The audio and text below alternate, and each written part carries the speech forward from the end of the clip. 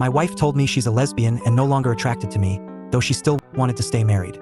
We had a great relationship, but she felt differently now. I tried to save the marriage, doing everything I could to show her how much I cared, but she ended up leaving me and started dating someone else. Yesterday morning, I woke up and noticed her sitting on the patio, crying. So, of course, I went to console her and figure out what was wrong. While fighting back tears, she managed to tell me that she is a lesbian and that she is so sorry. She is no longer attracted to me, but she does not want to leave me either. I have always known that she was into women as well, but it was never an issue for me. We have had several threesomes with different women over the years, and they were all amazing. I was even okay with her exploring that side of herself with other women, without me being involved.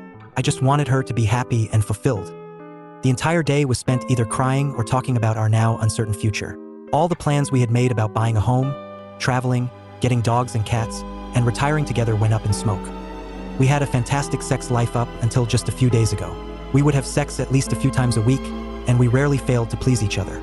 We experimented and grew together over the years, exploring new kinks and figuring out new ways to satisfy one another. I told her I did not blame her, that if she really is a lesbian, it is not her fault and she has not done anything wrong. But that does not make it hurt any less.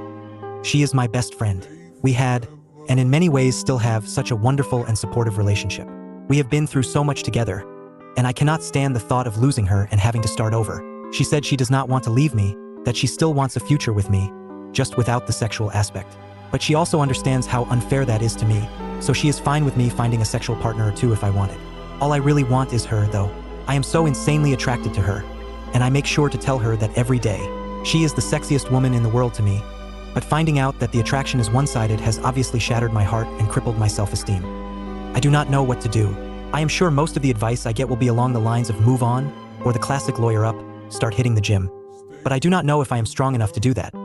I am praying that she will wake up and realize she made a mistake, that she is just overwhelmed and confused. Deep down, I know that is not how this works, but the wounds are still so fresh, and I am grasping at any little straw of hope I can find. We do not have any children, and all of our pets have passed away. We just moved into a new house last week, so we may be stuck together until next March at least. I just want my wife back. Update 1. I am updating after a year.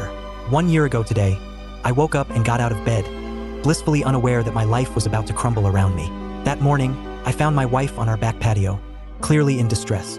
Naturally, I put on my best husband hat and went to figure out what the issue was. I assumed it was something work-related, but I was very wrong. While fighting back tears, she told me that she is a lesbian and that she is so very sorry. I will never forget the feeling of the world closing in on me as the most intense fear, panic, confusion, and grief began to set in. Initially, she said she was not going to leave me, that we could do couples therapy and figure out a path forward together. Of course, I agreed. 3 days after receiving that news, my mother informed me that my stepfather was diagnosed with stage 4 lung cancer.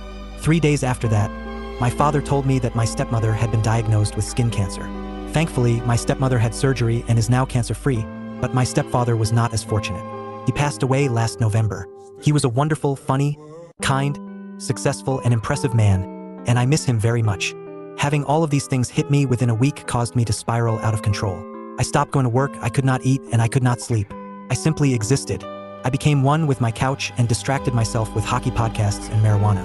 My wife did her best to be there for me, but she was obviously going through her own turmoil and retreated into her own world, both physically and emotionally. For some backstory, she has lived with crippling anxiety her whole life, and the mere thought of a tough conversation was enough to cause her to break down crying. However, months prior to all of this, she had begun taking anti-anxiety medication, so she was finally able to communicate not only that she was gay, but also about all the times I had let her down. 10 years worth of moments where I had been inconsiderate or insufficient as a partner. I always thought we communicated well, but apparently that was one-sided. I had always believed I was a great husband. I tried to be attentive, thoughtful, caring, and compassionate. I was never abusive, and I never cheated. We rarely fought, and when we did, we always talked it out like adults. I thought I was doing a great job, but I was not giving her what she needed from a partner. But since she never communicated it to me, how was I supposed to know? Hearing about all these little moments where I had let her down hurt like hell, but it also gave me a light at the end of the tunnel. A mission. Save the marriage. I could not do anything about her being gay, but I could make up for every instance of neglect. I put together a plan to prove to her I was worth staying with. I surprised her with a picnic, got us tickets to the circus, made a reservation at a restaurant for the first time in my life, and took her for her favorite kind of food. I began learning French. She is French-Canadian. I took the lead in planning our next big vacation. I started writing her a song. I was going to give her guitar lessons, as she had expressed interest in the past. I spent every minute of every day for the next 2 months figuring out ways to show her just how much she meant to me. She also confessed that she wanted children. We had agreed early on that kids were not in the cards, but she had a change of heart. For her, I would have absolutely done it, and I told her so many times. In May, she left the country for a girls' trip to the Dominican Republic, which had been planned for at least a year. We agreed to go minimal contact during the week-long trip so she could clear her head and figure out what she wanted. We actually hooked up the day before she left, and it was the first time in 2 months that I felt like everything was going to be okay. But the day she came home, she officially ended our marriage.